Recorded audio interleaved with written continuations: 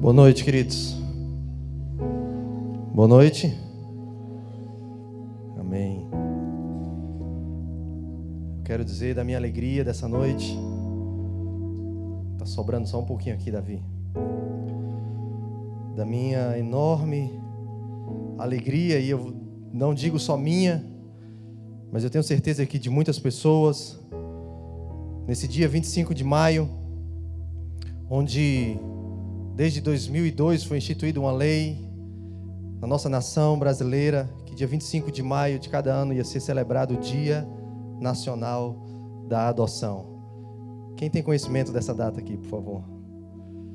E a gente tem o privilégio de hoje, dia 25 de maio de 2016, nós temos a oportunidade de estarmos realizando aqui o que nós chamamos de mobilização nacional pela adoção. Então você que está aqui nessa noite, você que é daqui já e veio, você que ouviu de repente o nosso convite nas redes sociais do Movimento Brasil Sem Órfãos, as redes sociais do Ministério Mevan, e você de repente se sentiu bem-vindo no nosso meio, por isso você está aqui. Eu quero te agradecer a sua presença. Eu quero dizer que essa noite é uma noite onde nós queremos ministrar um pouco a respeito, falar, compartilhar com você aquilo que nós carregamos e que muitas outras tantas pessoas no Brasil também carregam, e que hoje foi me dado a oportunidade de ter o microfone na mão. Mas eu quero representar aqui muitas pessoas que juntamente comigo fazem parte do Movimento Brasil Sem Órfãos, e cada pessoa que ao redor do Brasil de alguma forma também se mobiliza nessa data para trazer a lembrança e a conscientização a respeito desse assunto tão importante, tão urgente nos nossos dias, que é o tema da adoção. Então, eu quero te convidar, você permanecer com sua mente atenta, o seu coração aberto, para algumas reflexões que a gente vai compartilhar com você nessa noite. Mas antes de iniciar a nossa reflexão, eu queria fazer menção aqui a algumas coisas. Primeiro, eu quero agradecer a liderança da COPEV, que são os pastores do Vale do Itajaí, que nessa manhã nos deram a oportunidade, como Movimento Brasil Sem Órfãos, de estarmos apresentando o movimento para a liderança religiosa da cidade. E foi um tempo muito especial. Nós tivemos ali, inclusive, 3 pastores que testemunharam da sua experiência de serem pais adotivos.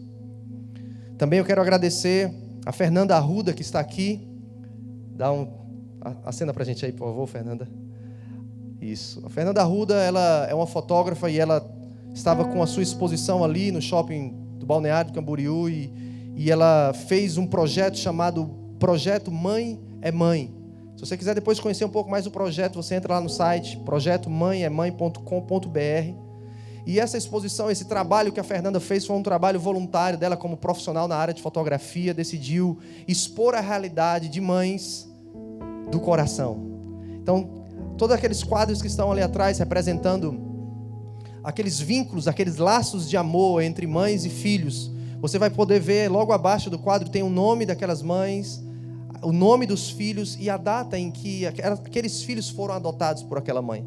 E logo do lado tem um fragmento da história da adoção dessas crianças, como essas crianças encontraram essas mães e como esse laço foi feito. E são histórias lindas. Nós tivemos também hoje à tarde a oportunidade, juntamente com a Fernanda Arruda, e uma dessas mães, 2 delas estavam ali na Câmara de Vereadores de Itajaí.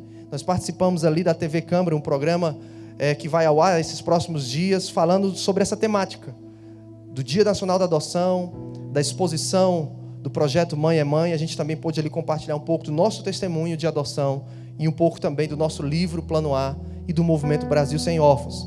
Então, se você quer conhecer um pouco mais o projeto da Fernanda, você pode ir ali atrás, são fotografias lindíssimas, inspiradoras. Algumas pessoas já no começo, antes de iniciarmos aqui nessa noite, as pessoas passavam, olhavam pelas fotos e falavam, puxa, está me dando uma vontade de adotar também, só em olhar as fotos, né? Então aí você imagina você sentar com uma dessas mães. Eu tenho estimulado a Fernanda, vamos fazer um livro com essas histórias, né? Ia ser uma coisa muito linda, histórias fantásticas. Então muito obrigado, Fernanda, por ter aceito o nosso convite, ter nos convidado para estar junto com você ali à tarde. Nós temos também ali atrás, nós temos alguns folders, temos aqui feito pela a Secretaria, na verdade o Estado de Santa Catarina, o Poder Judiciário e a SEJA, que é Comissão Estadual Jurídica de Adoção.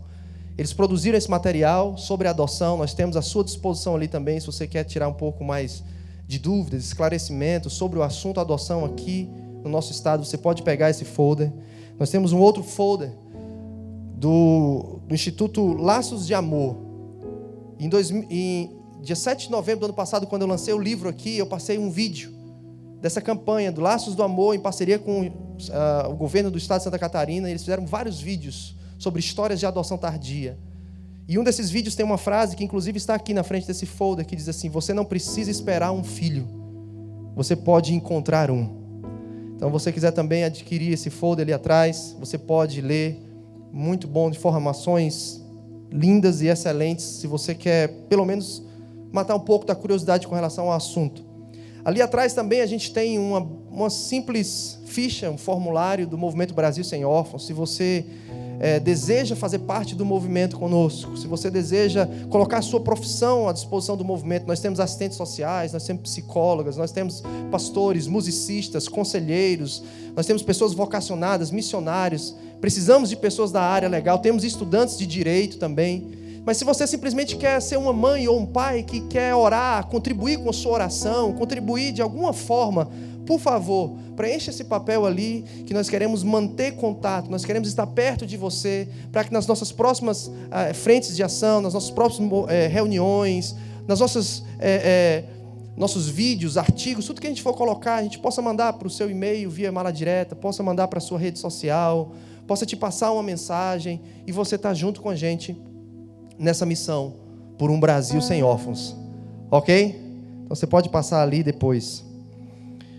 A gente está tentando também ter no final do culto alguns exemplares do livro Plano A, para se você que não adquiriu ainda, você poder adquirir e conhecer um pouquinho mais do nosso testemunho, da nossa história com relação à paternidade e com relação à adoção, ok? Amém?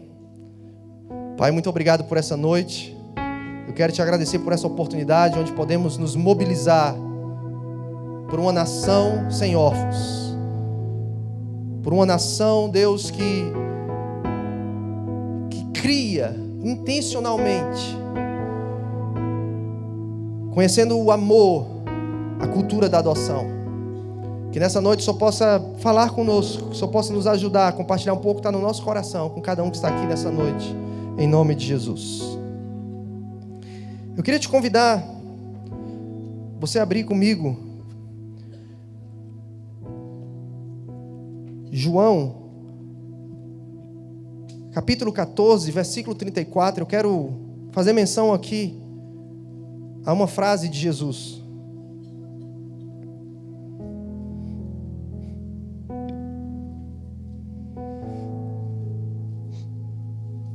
João 14, 34.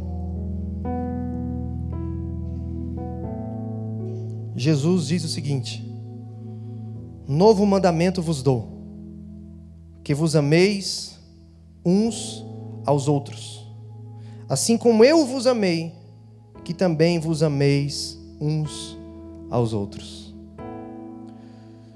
Falar de amor, na verdade não tem como falar de adoção e não falar de amor.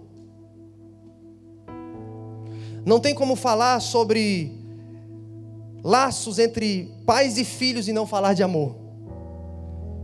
Mas nós vivemos numa geração onde o próprio Senhor Jesus também, lá em Mateus 24, diz que nos últimos dias o amor iria se esfriar. Nós vivemos numa geração onde o mundo, com quase 7 bilhões de habitantes, está superlotado, mas cada vez mais as pessoas estão vivendo em relações superficiais. E muitas dessas relações superficiais são dentro da sua própria casa, dentro da célula chamada família. A Constituição Federal Brasileira, ela vai dizer no seu artigo 226 que a família é a base da sociedade. E base, alicerce, pelo menos para mim, traz a ideia de que tudo aquilo que é feito como fundamento para que o restante seja erguido sobre. Então, se aquela base, se aquele alicerce, se aquele fundamento ele é mal feito, ou se ele está com rachaduras, se ele não foi bem planejado, se ele não tem uma boa estrutura, tudo que foi erguido sobre ele está em condição de risco. Está em condição de colocar em risco a vida daquelas pessoas que estão dentro daquela casa ou dentro daquele prédio. E dessa forma, queridos, que nós vivemos hoje, em meio a essa geração em risco que nós vivemos. A geração que eu costumo muitas vezes chamar de geração de órfãos. Porque a Unicef vai nos dizer que nós temos quase 160 milhões de órfãos no mundo. Nunca nós tivemos tantos órfãos na face da terra. Pessoas que não só são privadas de uma convivência familiar com seu pai ou com sua mãe. Pessoas que tiveram a perda por questões de falecimento do seu pai e sua mãe, por isso hoje estão numa condição de orfandade. Mas órfão hoje também é aquela criança ou aquele adolescente que vive debaixo de uma cultura de abandono e de vulnerabilidade. Nós temos, infelizmente, N casos, histórias de mães que decidem abandonar o seu bebê.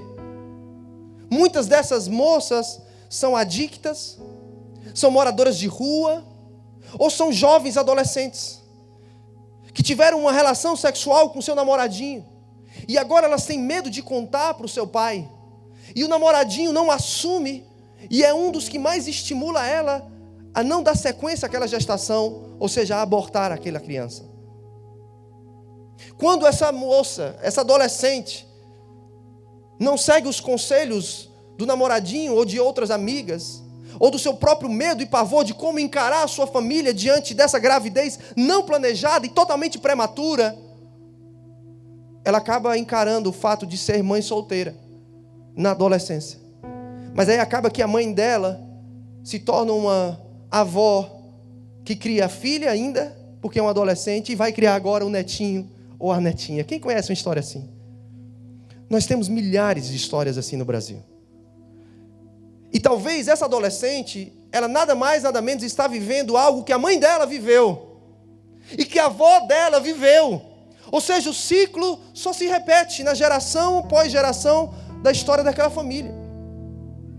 E essas crianças vão crescendo, quando são sobreviventes a um aborto, elas vão crescendo num lar desestruturado, sem a ausência da figura paterna e sem uma mãe madura para exercer a maternidade como de fato ela era de direito daquela criança.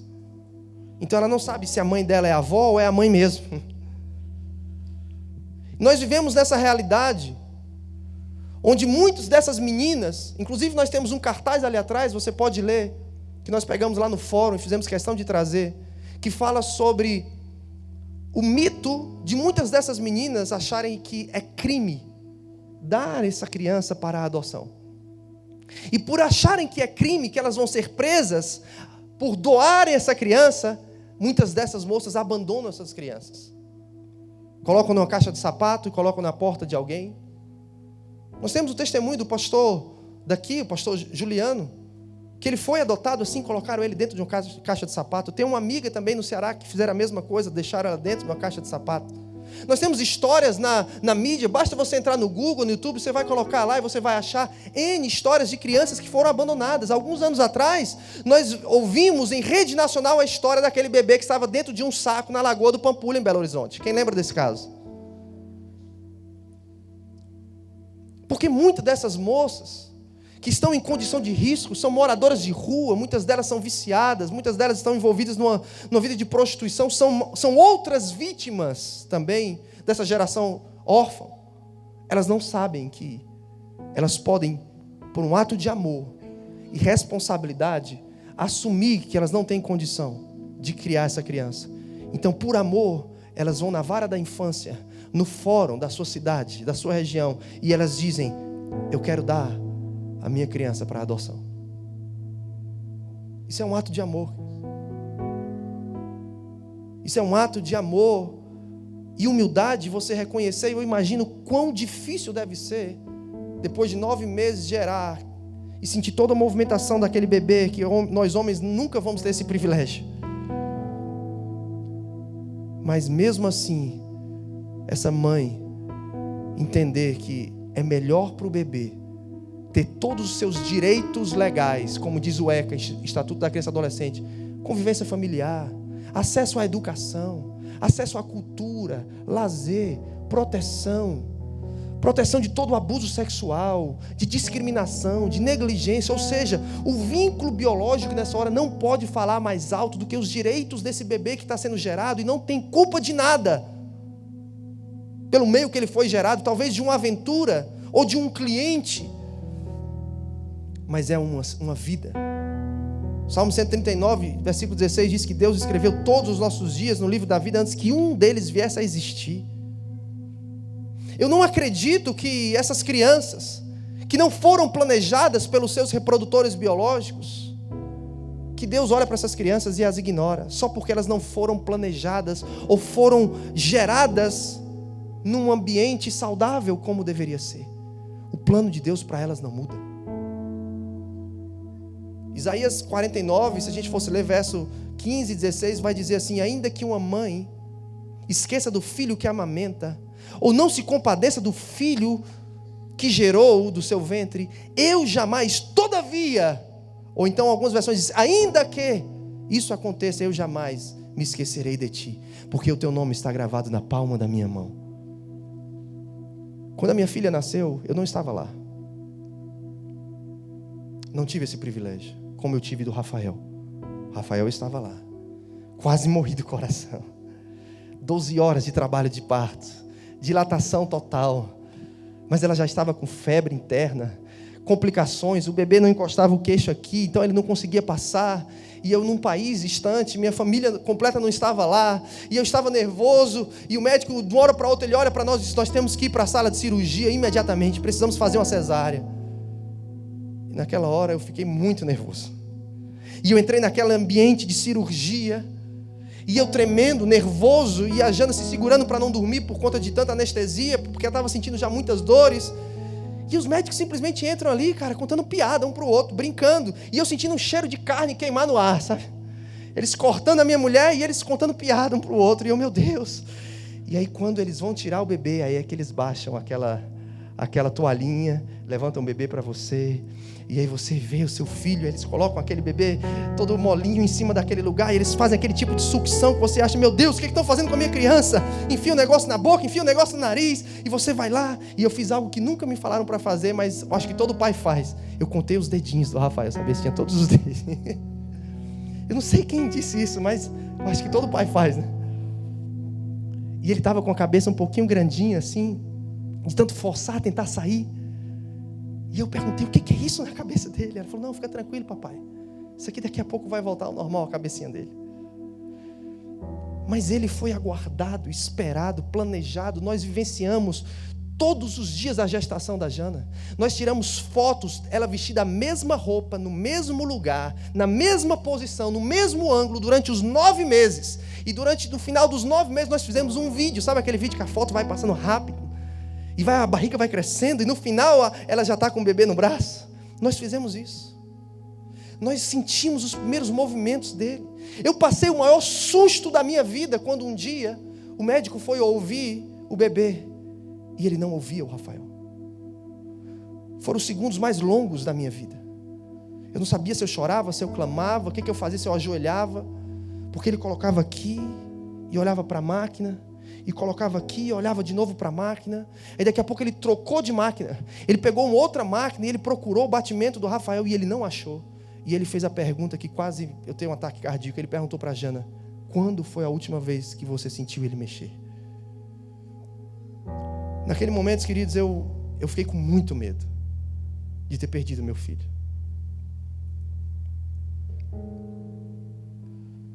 Mas passou. Mas eu não tive esse privilégio de acompanhar tudo isso. Eu não posso contar a história dos 9 meses e 4 dias que nós não acompanhamos a gestação da nossa filha Cleo. Eu não posso contar essa história.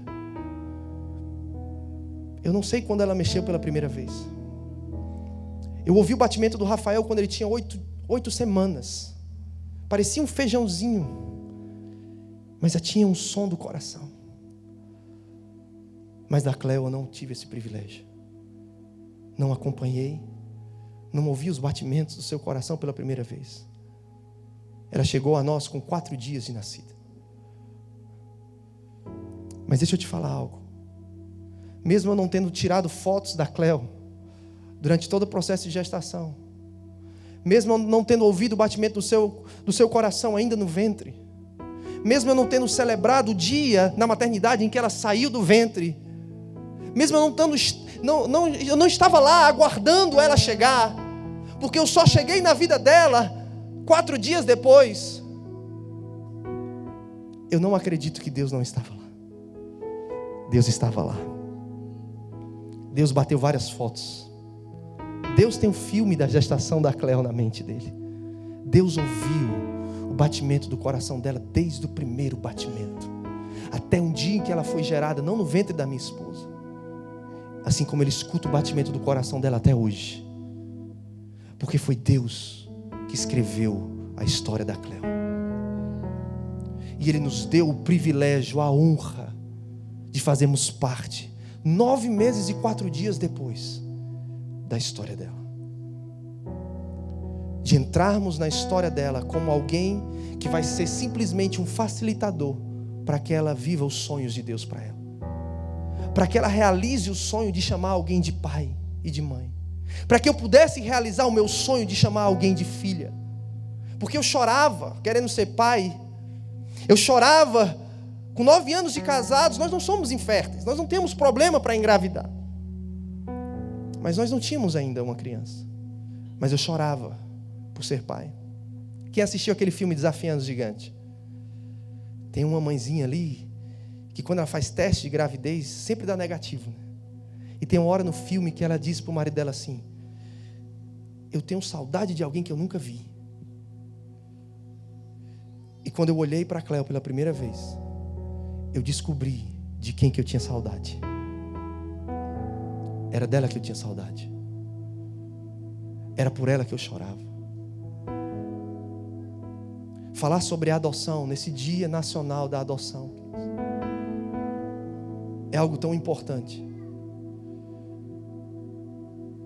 porque tem uma criança, talvez já um adolescente, esperando alguém para ele chamar de pai, para ela chamar de mãe, que ajude-a a viver os sonhos de Deus para ela, que permita com que os dias ruins passados, de traumas, de abusos, de risco, de vulnerabilidade, de abandono, não falem mais alto do que os dias de felicidade de uma família adotiva.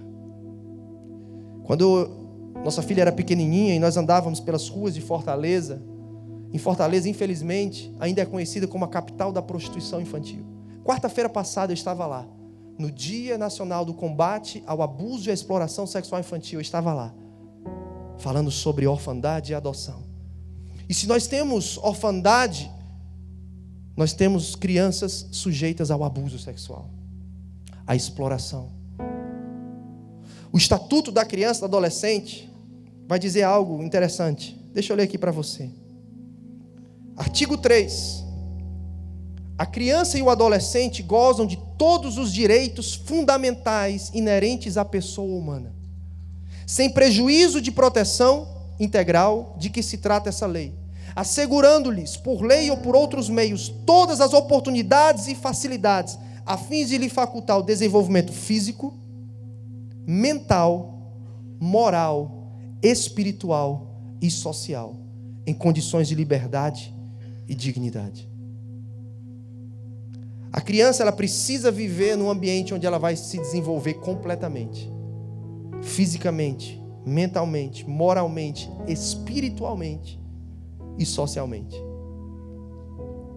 O ECA continua dizendo aqui, o Estatuto da Criança e do Adolescente, no artigo 4, diz: é dever da família, da comunidade, da sociedade em geral e do poder público assegurar com absoluta prioridade a efetivação dos direitos referentes à vida, à saúde, à alimentação, à educação, ao esporte, ao lazer, à profissionalização, cultura, dignidade, ao respeito, à liberdade, à convivência familiar e comunitária. E no artigo 5 termina dizendo assim: nenhuma criança ou adolescente será objeto de qualquer forma de negligência, discriminação, exploração, violência, crueldade e opressão, porque isso é punido pela lei. Estatuto da Criança e do Adolescente e Constituição Federal dizem para nós como as nossas famílias devem ser, como nós devemos tratar os nossos filhos. E hoje, no dia da adoção, Dia Nacional da Adoção, existem milhares de crianças. O Brasil é o 9º país, nos 10 países mais desenvolvidos no mundo, é o 9º país que tem mais órfãos. São quase 4 milhões de órfãos no Brasil. Nós temos 50 mil crianças hoje em abrigos, casas de acolhimento, antigamente chamados de orfanatos. Crianças que não estão tendo seus direitos assegurados. Crianças que não estão tendo acesso a um desenvolvimento físico. Uma criança que fica numa casa de acolhimento de 0 a 2 anos, foi feito um estudo pelo um doutor Charles Nelson III com crianças órfãs da Romênia, e ele disse que a cada 2 meses de crescimento dessa criança, ela perde um mês de desenvolvimento. Por isso crianças com 1 ano de idade aparentam ter 6 meses, 4 meses. Sem falar no desenvolvimento motor psíquico dessa criança, que é nos 2 anos que ela desenvolve tudo. Aprende a engatinhar, depois sentar, falar, a andar, a reagir, tem estímulos visuais, auditivos. Mas crianças que são abandonadas nas ruas, elas não têm isso. Crianças que são somente números em instituições do nosso país, elas não têm isso. Crianças que muitas vezes são abandonadas dentro das nossas casas, porque muitas são abandonadas numa lata de lixo, muitas são abandonadas numa esquina de uma cidade, mas muitas outras tantas, que são a maioria, que são os filhos órfãos de pais vivos, estão abandonados na frente de uma televisão. Talvez na nossa família tenha alguém assim, talvez nos seus parentes, nos seus vizinhos, eu não sei. Mas se nós só temos 50 mil crianças em orfanatos, e nós temos 4 milhões de órfãos no Brasil, onde estão os outros órfãos que não estão nas casas de abrigo? Nas nossas casas. São pais que acham que paternidade é só pagar para ter o que dá de comer para o menino do mês. Mas ele não dá para essa criança o acesso ao lazer, a convivência familiar, a uma paternidade responsável, como diz a Constituição Federal. E por falta desse cuidado, dessa prioridade absoluta, dessa proteção integral, nós temos tantos e tantos milhões de órfãos no Brasil.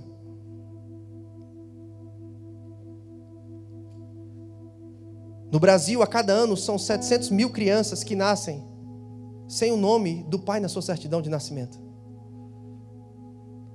São 5,5 milhões de crianças que não têm para quem dar presente no 2º domingo de agosto, Dia dos Pais. 30% dos brasileiros não têm para quem dar presente no Dia dos Pais. Tiago 1,27 vai dizer que a pura e imaculada religião, aos olhos de Deus, Pai, é cuidar dos órfãos e da viúva. Mas esse verbo cuidar, quando Tiago usou ali intencionalmente no grego, não é juntar brinquedo no dia 12 de outubro, Dia das Crianças, e levar para aquelas crianças lá na casa de abrigo. Porque esse verbo cuidar no grego é exatamente visitar alguém, por se importar tanto com ela, que quer saber o que ela está passando para dar uma resposta para a sua necessidade.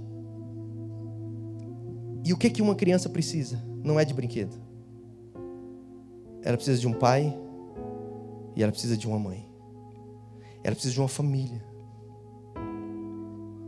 Alguém que acolha e dê para ela tudo o que lhe é de direito. E ainda mais a revelação de que tem alguém que um dia sonhou com a história dela.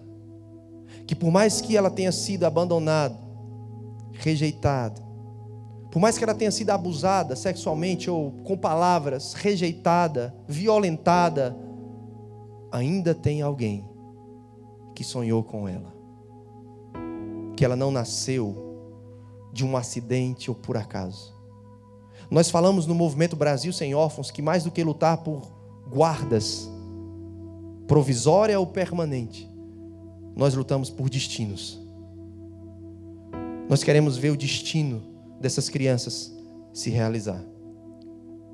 E nós precisamos da ajuda de pessoas que desmistifiquem na sua mente o tema adoção. Eu sou pai adotivo. Junto com a minha esposa, nós já passamos várias circunstâncias assim um pouco constrangedoras, para não dizer preconceituosas. De pessoas que chegam para nós e dizem assim: ah, agora você é mãe de verdade, né? Olhando para o Rafael. Pessoas que chegam para nós e dizem assim: vem cá, pastor, me diz. E ela já chega afirmando, ela só quer que eu valide a opinião dela. Ela diz assim: me fala a verdade. O amor que você tem pelo Rafael é diferente do amor que você tem pela Cleo, né? Existem muitos tabus, preconceitos. Pessoas que dizem que filho adotivo tem um DNA ruim. Quem já ouviu essa expressão aí? Não adota não, porque filho adotivo tem um DNA ruim. Esses dias um casal me mandou uma mensagem para o WhatsApp. Tinha até vontade de adotar, mas ele tinha medo, porque a criança vinha com um DNA ruim. Sabe qual foi a minha resposta imediata para aquele casal? A primeira palavra que veio na minha mente, quando eu recebi essa mensagem pelo WhatsApp, a palavra que veio na minha mente naquele dia foi amor. Amor. Porque nós que somos cristãos e acreditamos num Deus que sonhou conosco, escreveu a nossa história, nós que fazemos parte de um país que se diz cristão, mesmo sendo laico, mas na sua maioria cristã, que acreditamos numa família tradicional, nós acreditamos num Deus que Ele não diz que Ele tem amor por nós, Ele diz que Ele é o amor. O amor é uma pessoa. E esse amor que é uma pessoa, um dia, Ele nos amou tanto, sonhou conosco e nos amou tanto, que para que o seu sonho se realizasse na nossa vida, Ele deu o seu Filho, Jesus. E esse Filho Jesus veio, nasceu da barriga de uma virgem, chamada Maria, e foi adotado por um homem carpinteiro chamado José.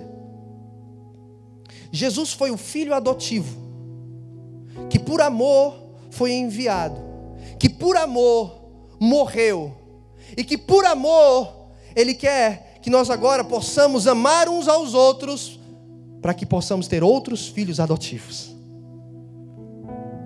A palavra do Senhor diz que outrora não éramos filhos nem povo, e Ele não era o nosso Deus. Hoje nós somos povo e Ele é o nosso Deus. Gálatas 4 vai dizer que nós somos filhos adotivos por meio de Jesus. E num país onde há mais de 44 milhões de cristãos, como não entender a adoção como um ato de amor, se nós somos adotados? Como ter preconceito com relação à adoção?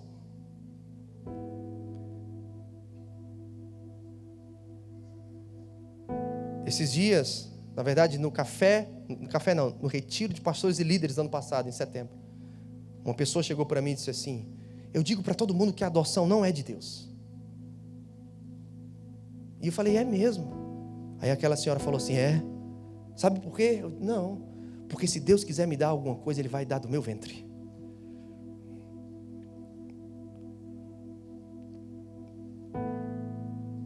A adoção é tão de Deus que os dois libertadores da Bíblia são adotivos, Moisés e Jesus. E hoje nós temos a responsabilidade de levantar essa bandeira e ser voz para quem não tem voz, que são essas crianças.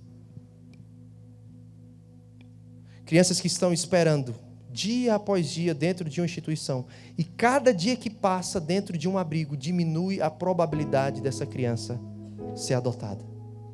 Porque a maioria das pessoas que querem adotar, elas querem menina, branca, abaixo de 2 anos. Uma das coisas que eu e Jana conversamos antes de falar sim para a adoção, nós sentamos, oramos, mas conversamos. calculamos o que vai mudar na nossa vida quando adotarmos. O que eu vou precisar fazer, o que você vai precisar fazer. Entramos num acordo entre casal, mas uma das coisas que acordamos entre nós é que nós não vamos escolher um objeto. Se a gente gostar, a gente fica. Se não gostar, a gente devolve. É outra crise que nós enfrentamos no Brasil. Pessoas que até optam pela adoção, mas acabam devolvendo aquela criança. E essa criança não merece, de novo, ser abandonada e ser rejeitada. Por isso, no nosso livro e nas nossas palestras, a gente sempre fala sobre as motivações certas para decidir adotar. Eu sei que quem não pode gerar tem um sonho de ter. E isso é válido. Isso é louvável. E qualquer pessoa que decidir adotar merece o meu respeito e o meu aplauso. Mas eu tenho que te falar que adotar é fazer algo certo. Mas algo certo que precisa ser feito pelas motivações certas. Nada melhor do que fazer a coisa certa com a motivação certa. Tem muitas pessoas que adotam porque alguns anos atrás elas abortaram.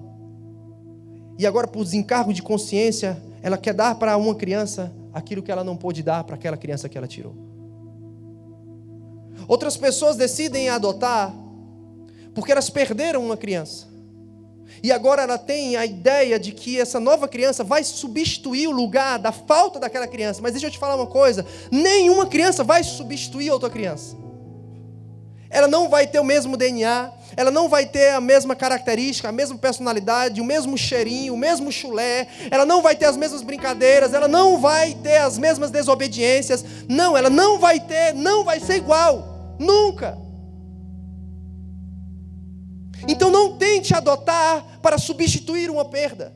Por favor, não faça isso com você mesmo e nem com quem você quer adotar.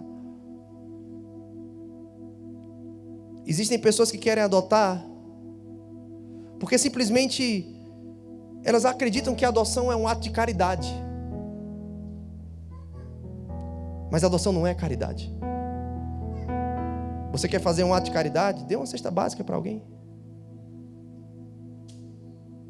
Ajude de outra forma, porque a adoção não é um ato isolado de você pegar uma criança e colocar o seu nome agora na nova certidão de nascimento dela.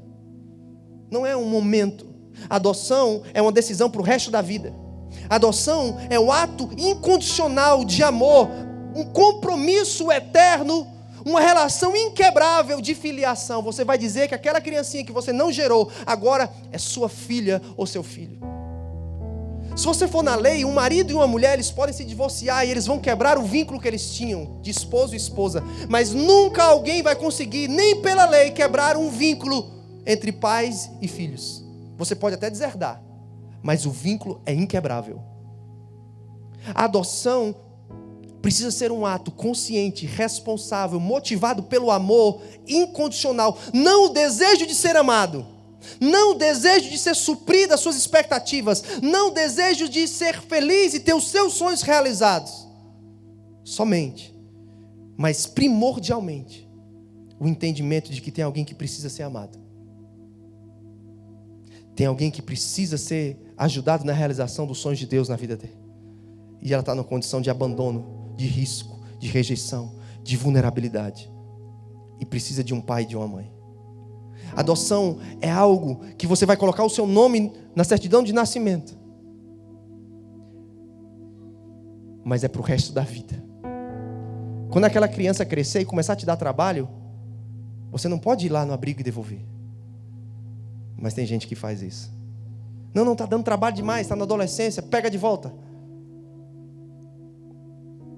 Por isso nós precisamos de tantos profissionais na área da assistência social, na área da psicologia, conselheiros, pessoas que já tenham passado pela experiência de adoção. Por isso são tão importantes os grupos de apoio à adoção. Nós temos ali atrás um folder do grupo de apoio à adoção lá de Balneário, Camboriú. Nós temos um grupo de apoio também aqui em Itajaí. Pessoas que vão trocar suas experiências e falar que muitas vezes parece ser romântico adotar, Mas deixa eu te falar, quando a criança chegar na sua casa, ela vai dar trabalho, como qualquer outra criança.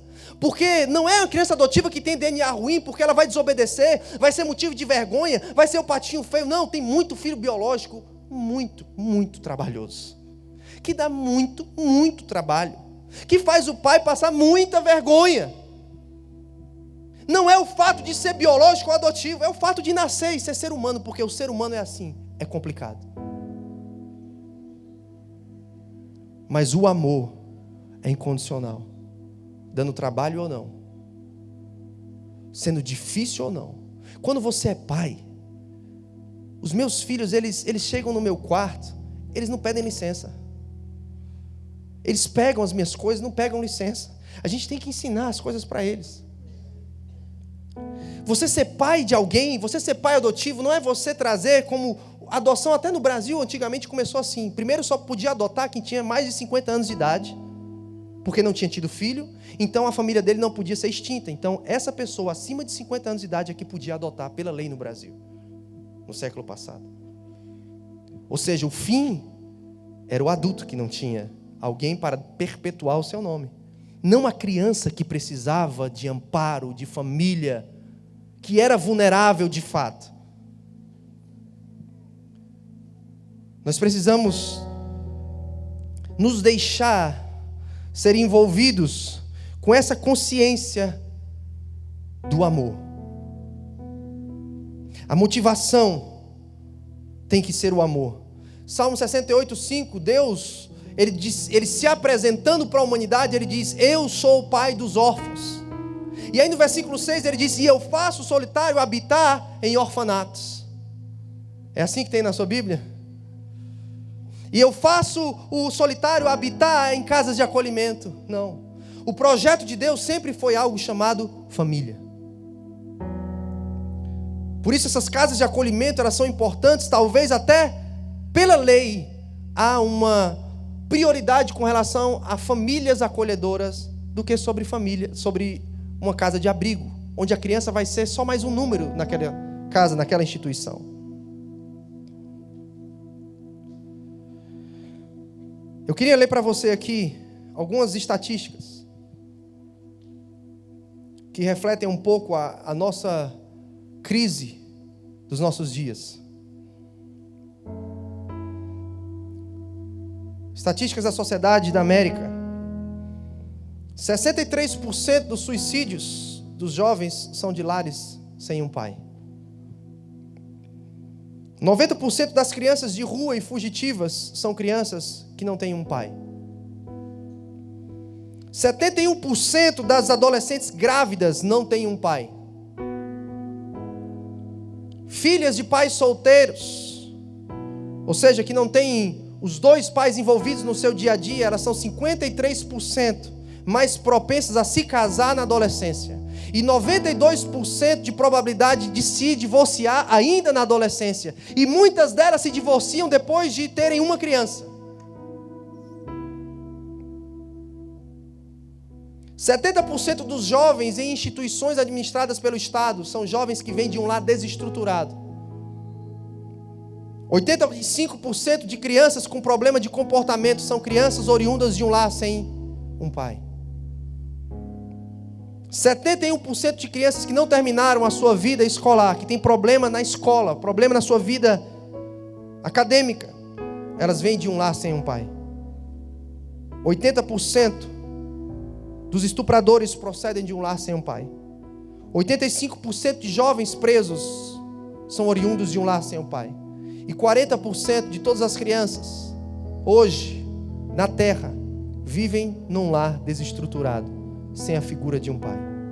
Eu digo, e já escrevi até para alguns políticos, senadores da nossa nação, dizendo que não tem como se falar de reforma prisional, não tem como falar de reforma na vida acadêmica do Brasil, de Plano Nacional de Educação, não tem como falar sobre suicídio, porque o Brasil é o 8º país no mundo com maior quantidade de suicídio de jovens e adolescentes, segundo a Ordem Mundial de Saúde, OMS, Organização Mundial de Saúde. Não tem como falar de gravidez na adolescência, não tem como falar de divórcio, não tem como falar de depressão, não tem como falar de tantos e tantos outros problemas, crise de identidade, crise vocacional. se não falarmos de um problema em comum a todos esses outros problemas, na sua base, chamado orfandade. Não existe um projeto hoje sério que vise transformar uma cidade em uma nação que ele não leve em conta os órfãos da sua região.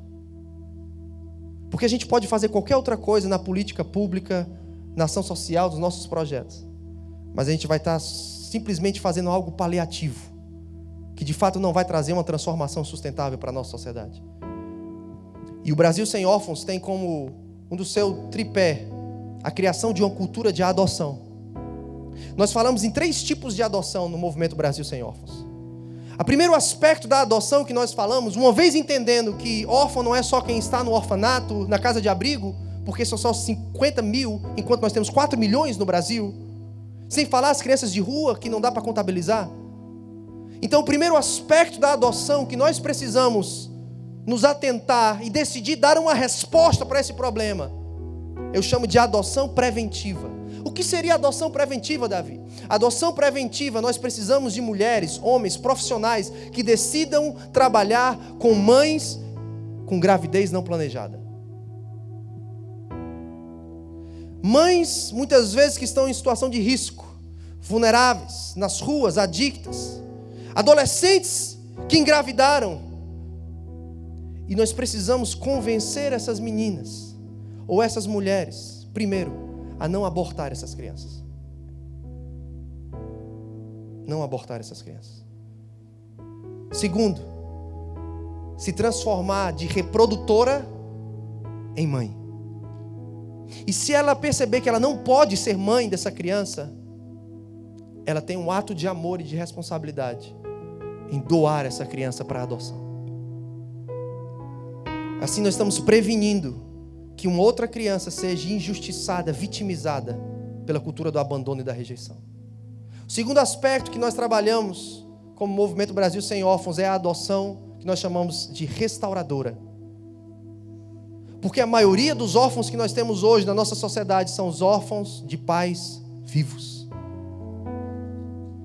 Eles têm uma casa, eles têm uma cama para dormir, nesse frio eles têm um cobertor, eles têm um agasalho, eles têm o que comer. Eles têm acesso talvez a uma educação, nem que seja pública, mas eles têm. Mas eles não têm a presença de um pai e de uma mãe.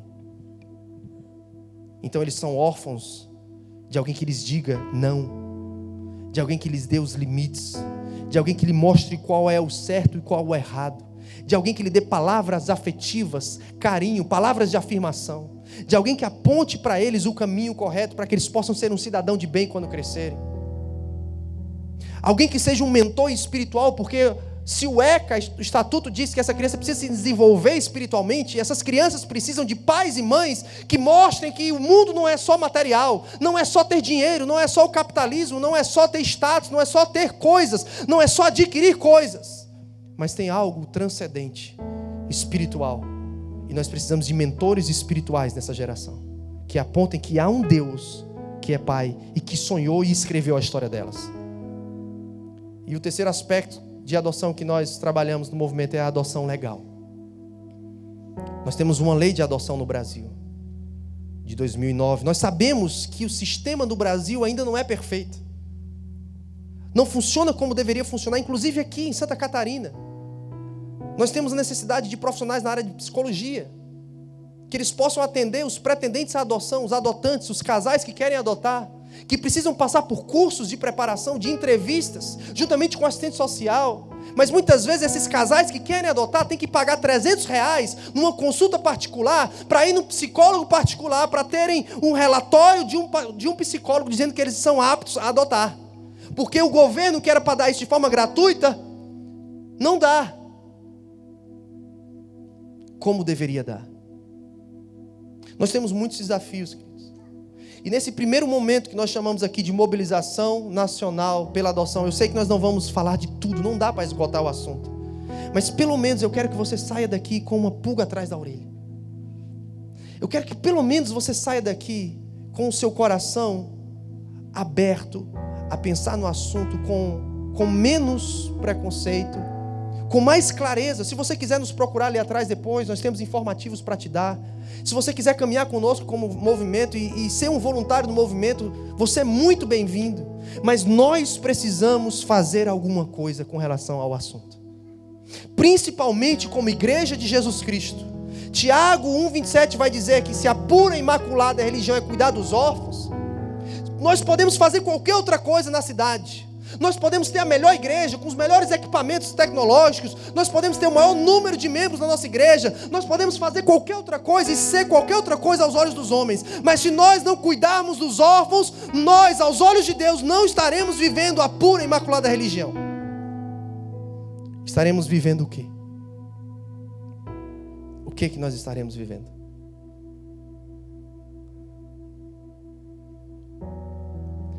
Eu quero terminar com um versículo de Isaías 58, versículo 12.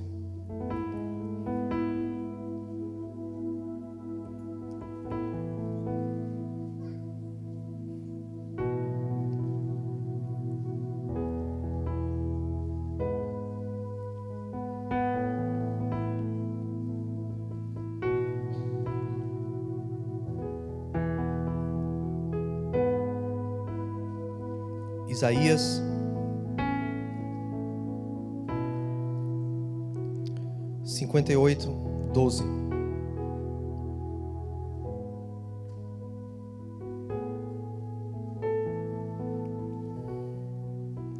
Diz assim: os teus filhos edificarão as antigas ruínas, levantarás os fundamentos de muitas gerações, e será chamado reparador de brechas e restaurador de veredas, para que o país se torne habitável. Deus me deu essa palavra em 2014, quando eu ainda morava nos Estados Unidos. Num período onde todas as pessoas me falavam: não volta para o Brasil. O Brasil está em crise. A economia está em crise e só vai piorar. A política está em crise, a moral está em crise, o patriotismo não existe mais, a espiritualidade está superficial, banal, a igreja está desviada, e as pessoas me falavam N motivos e argumentos para eu não voltar para o Brasil. E um dia Deus me deu esse versículo, Isaías 58, versículo 12. Deus disse que para que um país seja habitável, nós precisamos levantar filhos e filhas. São os nossos filhos que vão edificar antigas ruínas, que vêm sendo assoladas de geração em geração. De geração em geração, o Brasil vivencia problemas de corrupção, de imoralidade, de pornografia, de adultério, de espiritualidade banal e sincrética. Inclusive o Brasil é um país que nasceu fruto de portugueses que vieram, não da melhor espécie, que é uma realidade histórica e não minha, mas é verdade. Mandaram os piores que tinham, e eles vieram para a nossa nação.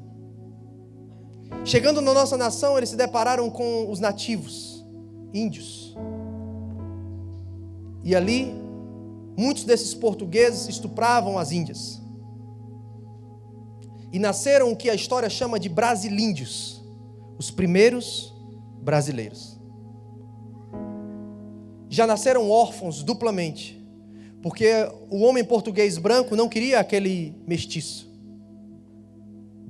E a mãe índia, que era vista somente como uma carcaça e um corpo para poder reproduzir, ela também não assumia a criança, porque o marido índio rejeitava, e rejeitava tanto ela como a criança. E assim nascem os primeiros brasileiros, rejeitados pelos índios e pelos portugueses. E crescem nesse meio, usados como escravos ou funcionários, rejeitados de um lado, e recebendo o exemplo de corrupção e imoralidade de outro lado. Ou seja, nós temos isso na nossa herança como nação. Mas o profeta Isaías nos dá uma esperança. Que o nosso país pode se tornar habitável. Num ano em que todo mundo dizia que queria, tudo que mais queria era arrumar suas malas e ir embora do país. Quantas pessoas você ouviu falar isso? Ah, se eu pudesse pegar as minhas malas e sair do país. Quantos você ouviu falar? Talvez você, quem aqui já falou isso também? Cara, eu quero ir embora. Se eu pudesse, eu ia morar em qualquer outro lugar. Não tem mais, o Brasil não tem jeito. O Brasil não presta. O Brasil está de mal a pior. Ah, o Brasil é assim mesmo, tudo acaba em pizza, nada resolve. Deixa eu te falar uma coisa. Há esperança para o Brasil. Há esperança para o Brasil. Mas nós precisamos assumir a responsabilidade de ser resposta para essa necessidade. Tem um pregador chamado Ronaldo Lidório. Para mim é o Paulo dos nossos dias. Um dos homens que mais entrou nos povos não alcançados. Que ele abre campo onde nenhum branco nunca chegou. E ele descobre aquele povo, ele mora no meio daquele povo, ele cria o dialeto daquele povo, traduz a Bíblia para aquele dialeto, forma líderes nativos e sai. E vai plantar igreja em outro povo não alcançado. Esse homem um dia falou assim: o perigo da nossa oração é que Deus responde. E que a resposta para a nossa oração pode ser nós mesmos. Quantas vezes nós oramos, Deus muda o Brasil, Deus muda a sociedade brasileira, Deus levanta novos políticos, Deus levanta homens de integridade, Deus restaura as famílias brasileiras, Deus restaura pais que sejam exemplo para os seus filhos, mães que sejam exemplo para os seus filhos. Deus, eu quero viver num país habitável, onde o meu filho tenha acesso à educação, onde o meu filho não precise ficar numa fila de um hospital, na expectativa, talvez, de tantas horas depois ser atendido, e se for atendido, ser atendido dignamente, não por um médico que está ali cansado, porque não tem ferramentas e medicamentos para trabalhar, que não vai olhar a tua cara e vai prescrever qualquer remédio, porque tem uma máfia com o laboratório. Nós precisamos de um país habitável para os nossos filhos, nós precisamos de um Brasil habitável, nós precisamos voltar a sermos patriotas, amar a nossa nação. Mas a esperança para o Brasil é o amor nos nossos corações, que vai nos levar a uma decisão de adotar os nossos filhos, sejam gerados por nós ou não. Os nossos filhos vão edificar as cidades assoladas. Foi a palavra que Deus deu para mim e para minha esposa quando nós adotamos a nossa filha, Isaías 54. Não impeças o agir de Deus, alarga a tenda da tua habitação, porque os teus filhos habitarão as cidades assoladas, serão ensinados pelo Senhor. Deixa Deus agir na tua vida hoje à noite. Abre o teu coração para a adoção. Abre o teu coração para a possibilidade de questionar. Primeiro, você já tem filho? Como está a sua relação com o seu filho, com a sua filha? Será que o teu filho não é um filho órfão de pai vivo? Segundo, não tendo filho ou já tendo filho, por que não optar pela adoção? Tem alguém esperando você para que ele possa chamar de pai e de mãe. A minha oração nessa noite é que a gente saia do campo da teoria e a gente entre no campo da prática. Que a gente saia do campo das idealizações e entre no campo da realização. Porque não há manifestação mais concreta e prática do cristianismo do que o amor. E a adoção é a maior manifestação de amor que nós podemos ter numa geração de órfãos. Você pode ficar em pé comigo?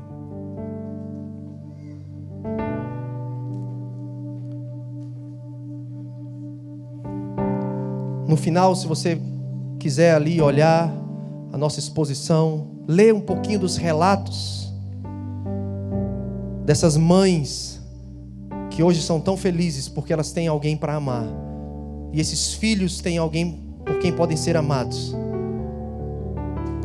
Você pode pegar os folders, você pode também... Eu acho que eu vi chegando ali os livros, né? Ana, me ajuda aí, Ana. Eu vi chegando com os livros aí, né? Nós temos livros ali também. Se você quiser adquirir os livros, ou para você, ou para dar de presente para alguém, você vai poder conhecer um pouco mais da nossa história. A gente traz um pouco desses relatos que eu trouxe para você aqui, estatísticas, de como superar histórico de paternidade caída. Eu sou fruto de uma família desestruturada. Os meus pais se separaram quando eu tinha 5 anos de idade. Depois de 5 anos separados, eu lembro como se fosse hoje, quando meu pai e minha mãe disseram que iam se separar. Eu não entendi, mas eu lembro. A marca ficou. Mas depois de 5 anos, eles reataram o casamento. Mas eu já era um adolescente. E tudo que eu dizia para minha mãe era: mãe, por que a senhora voltou com esse cara? Se separa desse cara. Esse cara que eu dizia odiar, brigava com ele, que era necessário o meu irmão apartar a gente, porque senão a gente saía para, de fato, briga física.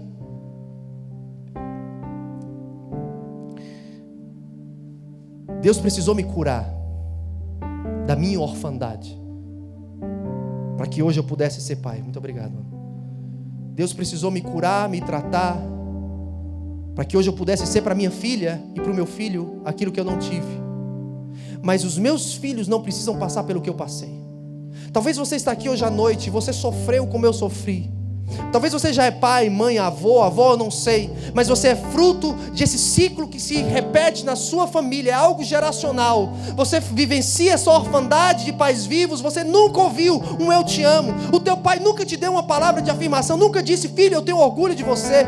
Você, como eu, talvez não tenha uma lembrança do seu pai jogando bola com você. Eu não tenho uma lembrança do meu pai sentando comigo e brincando de nada. Mas os meus filhos vão ter lembranças bem diferentes. Hoje é necessário que a minha esposa, até ela traga um pouco de equilíbrio para mim, para que eu não tente compensar o que eu não tive na vida dos meus filhos. Mas eu não meço esforços para parar o que eu estou fazendo e ir brincar com eles, porque eu não quero ir dormir arrependido de ter perdido aquele dia que nunca mais vai voltar na vida da minha filha e do meu filho. Eu quero ser pai, eu quero educá-los. O ciclo não precisa repetir na sua história, querido. Não precisa acontecer com seus filhos. Não precisa acontecer com seus netos. E não precisa continuar acontecendo com quem não tem uma família. Deus vai levantar pais e mães adotivos aqui nessa noite. Deus já está tocando o coração de pessoas aqui, que no seu coração já tinha o desejo, mas hoje é a sua noite de falar: sim, Senhor, eu estou aberto. Hoje é noite de cura também. Talvez você vai chegar em casa e você nunca abraçou o seu filho ou sua filha e disse: filho, vem cá, eu te amo. Faz tanto tempo que você não lê uma historinha para o teu filho, para a tua filha. Ou então que você não dá um telefonema para o teu filho que já está casado e mora distante. Você acha que não precisa, afinal de contas ele sabe que eu amo, porque eu sempre dei tudo para ele. Não, ele não sabe, você precisa falar. Você precisa verbalizar. E talvez hoje vai ser a sua noite de fazer isso. Então você que deseja dizer sim para esse apelo de um dia vislumbrarmos um país diferente, você que deseja morar num país habitável, eu quero que você, aí mesmo onde você está, você faça essa oração comigo. Deus, em nome de Jesus, nós te apresentamos o Brasil nessa noite. Nós queremos um país habitável em dias de tanta vergonha, de tantos escândalos mundiais com relação à nossa nação, onde tantas pessoas dizem que não tem mais jeito para o Brasil, que é melhor arrumar as malas e ir embora. Nós estamos aqui para dizer que ainda há esperança para o Brasil, mas que nós nessa noite queremos nos comprometer em sermos parte, não do lado que murmura, critica, mas do lado que faz parte da solução para o Brasil. Nós queremos ser pais melhores, nós queremos ser mães melhores, nós queremos dedicar tempo de qualidade para os nossos filhos, nós queremos dar para os nossos filhos aquilo que é de direito: educação, lazer, proteção, pai, cultura, livre de qualquer tipo de discriminação, preconceito, abuso, exploração. para que eles possam crescer e serem tudo aquilo que um dia o Senhor sonhou para eles. Pai, em nome de Jesus eu oro para que nessa noite homens como eu, um dia fui extremamente preconceituoso, tinha um coração extremamente fechado, mas um dia o Senhor mudou a minha história e me deu o privilégio de ser pai adotivo. Deus, muda a história de homens aqui nessa noite, muda a história de mulheres também aqui nessa noite. Realiza sonhos de ouvirem alguém chamando de pai e de mãe. Realiza sonhos de poder chamar alguém de filho e filha. Realiza os teus sonhos, Senhor. Eu oro para que vidas, Deus, aqui nessa noite se comprometam com um Brasil sem órfãos. Eu oro também para que o Senhor levante profissionais, voluntários, pessoas vocacionadas para a causa dos órfãos, para que juntos possamos dar as mãos, Senhor, não só na nossa cidade, no nosso estado, mas na nossa nação, e possamos deixar ecoar a palavra que um dia Jesus falou em João 14:18: não vos deixareis órfãos. Que nós possamos ecoar essa voz, e que nós possamos ser voz para quem não tem voz, nas ruas, nos abrigos, nas esquinas. Que crianças que têm um sonho de ter um lar, eu declaro que tenham esse sonho realizado por meio de famílias que estão aqui nessa noite. Eu oro, Senhor, pelo sistema judiciário e legislativo da nossa nação, que o Senhor nos dê uma lei, Senhor, Deus, tão boa quanto já existe, mas mais aprimorada. Que o Senhor nos dê juízes, promotores, pessoas que são do conselho tutelar, que são assistentes sociais, psicólogos, que possam ter a causa, ser militantes dessa causa e fazer o sistema funcionar de forma menos demorada e menos burocrática, para que essas crianças não sofram tanto, Senhor. Em nome de Jesus, Deus, em nome de Jesus, tudo que nós fazemos nessa noite é nos juntar a uma causa que não é minha, não é nem do Movimento Brasil Sem Órfãos. Nós não temos o monopólio dessa causa. A causa é tua, porque tu és o Pai dos órfãos. A causa é tua, Senhor. Por isso nós acreditamos que há esperança para o Brasil, porque nada é impossível para ti. Nada é impossível para o Pai dos órfãos, que deseja que eles habitem em família. Deus, todo ataque contra a instituição família no Brasil, nós repreendemos nessa noite, em nome de Jesus. Nós declaramos famílias saudáveis. Todo ataque querendo legalizar o aborto na nossa nação, nós declaramos falido. E nós declaramos que sobre os céus do Brasil venha cura. Traz cura nas tuas asas, tu que és o sol da justiça, Senhor, para essas crianças, adolescentes que sofreram abuso, abandono e rejeição. Cura o Brasil, Senhor, que nasceu da orfandade. Cura o Brasil, Deus. Cura o Brasil, Deus. E usa-nos para sermos instrumentos de cura para a nossa nação. Que possamos, Senhor, ler daqui a alguns poucos anos estatísticas diferentes com relação ao Brasil. Que possamos pintar um quadro diferente para a nossa nação. Que o Brasil seja conhecido nas nações com um novo nome, Senhor. Um Brasil sem órfãos. Um Brasil sem órfãos. Em nome de Jesus. Em nome de Jesus. Deus te abençoe. Se você quiser saber um pouco mais da causa, por favor, preencha o nosso formulário ali atrás. Nós temos um site que está em construção, brasilsemorfãos.com.br, e nós temos o Facebook Brasil Sem Órfãos. Por favor, vai lá, se inscreva, nos siga e se junte a nós nessa causa. Deus te abençoe. Muito obrigado a sua presença. Vá com Deus, em nome de Jesus.